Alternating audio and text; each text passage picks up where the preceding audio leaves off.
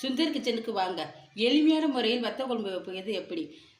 கொஞ்சோண்டு 4 மாங்காய் வத்தல், கொஞ்சோண்டு கொத்தரை வத்தல், பெரிய வெங்காயம் கொஞ்சம் சின்ன பல்லாரி ஒரு 5 6 வெட்டி வச்சுருக்கேன்.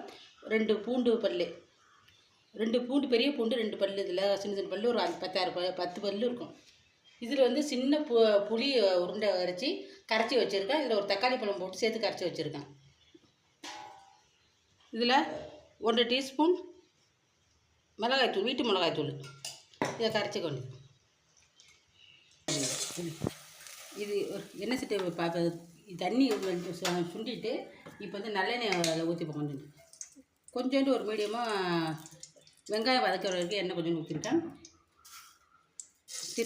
வெந்தயம் கொஞ்சம் பொன்னிறமாக வர மாரி சிம்மில் வச்சுக்கலாம். கொஞ்சம் பொன்னிறமாக வச்சுருக்கோம். இதில் வெங்காயம் பூண்டு ஒன்றா ஊற்றணும்.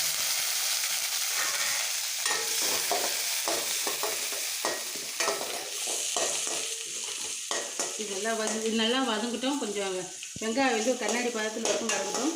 பூண்டு வெங்காயமும்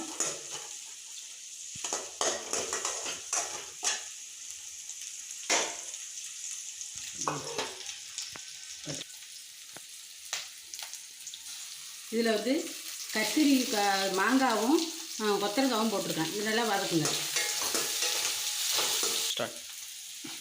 இது பாதி உருளைக்கிழங்கு வச்சுருக்கேன். உங்களுக்கு தேவைப்பட்டால் போட்டுக்கலாம், இல்லைன்னா வேண்டியதா இதே போதும். இது நல்லா வதக்கிடுங்க. வதக்கிட்டு நம்ம கரைச்சிருக்கோம்ல சின்ன நெல்லிக்காய் அளவு புளியும் ஒரு தக்காளி பழம் கரைச்சி வச்சுருக்கேன். இதில் மிளகாத்தூள் 1 டீஸ்பூன் போட்டிருக்கேன். இங்கே உப்பு வந்து கொஞ்சம் தேவைக்கு உப்பு போட்டுருங்க. கொஞ்சம் வந்துருங்க. உப்பு இதை கரைச்சிட்டு அதை ஊற்றுங்க. இந்த குழம்பு 2 பேருக்கு தான் நான் வச்சுருக்கேன். ஒரு 2 பேர் 3 பேர் சாப்பிட்லாம். நீங்கள் அதிகமாகலாம் கூட்டிக்குங்க கொஞ்சம். இப்போ பாத்திரம் கொண்டு மூடிக்கலாம். ஒரு 5 நிமிஷம் கழிச்சா போதும். குழம்பு வந்து இது எண்ணெய் பதம் வரும். கீழே 4 பக்கம் எண்ணெய் சரி பக்கம் எண்ணெய் வரும். அப்போ குழம்பு வந்து நம்மளுக்கு வந்து கரெக்டாக பதமாக இருக்குது. சாப்பிட ரெடியாக இருக்குது. குழம்பு எப்படி இருக்குன்னு பார்ப்போம். பாருங்கள், நல்லா கொதிச்சுட்டு இதில் வந்து கொஞ்சோண்டு நல்லெண்ணெய் மேலே கொஞ்சம் ஊற்றிங்க. இந்த குழம்பு ரெடி ஆகிட்டு இப்போ நல்லா இந்த எண்ணெய் ஊற்றிட்டு நல்லா கொஞ்சம் கொதிக்கட்டும். கொதிச்சுட்டு நீங்கள் சாப்பிடலாம். அந்த குழம்பு இப்போ இது ரெடி ஆகிருக்கு.